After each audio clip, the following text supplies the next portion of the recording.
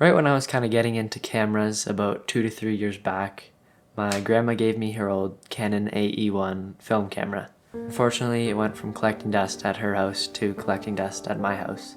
That is until this spring. I had a sudden inspiration to take it off its shelf and see if I could actually get it to work. I didn't know what to expect, even if I got a new battery to replace the currently dead one inside of it, buy some film, load that in. Would I just shoot the whole roll of film, thinking I was shooting the whole roll of film, and then come back with no actual photos because I didn't load it in properly? But I must say, it changed a lot of my thinking on photography and maybe even changed my life a little.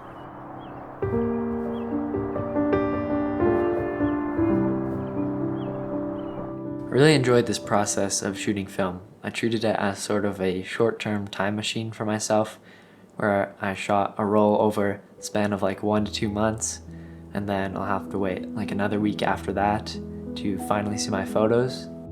And it really made me focus on the process a lot more than the outcome. A little cliche, but it really did.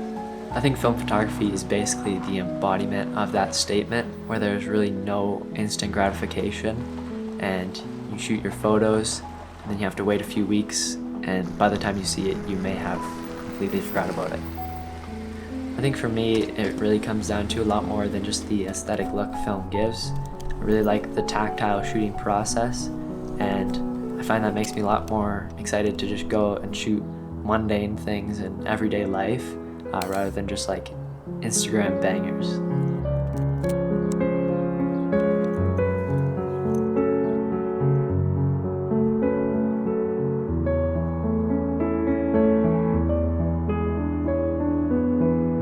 Let's talk a little bit about intentionality.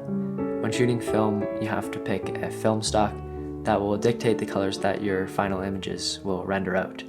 In this video, as I said, this was my first time shooting film, and for some reason, I went out to the camera store and bought the most expensive color negative film they have, basically, I'm pretty sure, Portra 800, and it was a whopping $20 for one roll, and then it was $20 again to get a roll of color negative film scanned and developed.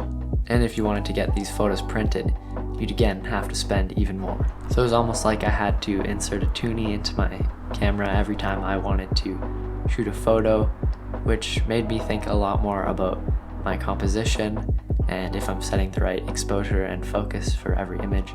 And I can already see how these skills have transferred over to my filmmaking in terms of composing my images better and being more thoughtful about where I'm putting my camera in relation to a subject. I can see how the ideas around film photography are kind of this mindset of like, oh, I'm all quirky and different because I shoot film photos, but I can certainly see how this is some of the appeal actually.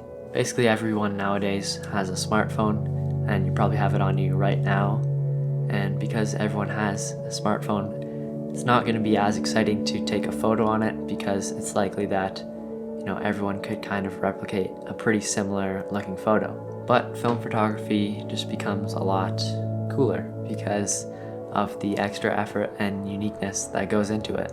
There's also this novelty factor with film photos where you're not exactly sure how it's going to turn out, and it probably won't be easily replicable by other people. I watched this video done by a YouTuber, Teo Crawford, where he discusses film photography versus digital photography, and I really liked this quote he included. While analog photos physically exist on film, digital photographs are merely the possibility to look at a picture, and are only an unrealized photo saved as a code on a hard drive. This quote is honestly quite the depressing way to look at digital photography, but it holds some truth. And another thing that differs is when you consider the two forms of photography and their relation to social media. I find that when I shoot digital photos, some of the things I'm thinking of when I'm shooting, instead of how can I get a better composition or how can I make this photo more visually appealing, it's how can I make it look cooler for Instagram, or when am I gonna post this on Instagram, because I could do it literally right when I get back home. Quarantine definitely had a big impact on me getting into film photography, and even before quarantine, a lot of things are getting intangible with this age of digital photos, and the internet and whatnot. But that was enhanced greatly for me when the pandemic hit and I started to have some weeks in person at school and some weeks online in school, and soon enough I was living more in a technological world than my real physical life. It was in mid-April when our school went back online after being in person for a while, and I was just like, I need a new excuse to go outside and live my actual life, while also documenting moments with my friends, and film was that outlet. Is film overly romanticized? Yes, probably nowadays, but I think that people who shoot on film would probably agree with some of the things I'm saying in this video and come to the same conclusions themselves for why they shoot film. I'd highly recommend anyone who's into photo or video to give film photography a try. So now that this video is about to come to an end, I thought I would leave you guys with some of my favorite shots from this first roll of film. Clearly I have a lot of room to improve, but I'm happy about that. Appreciate y'all watching to the end of this video. See you guys in the next one.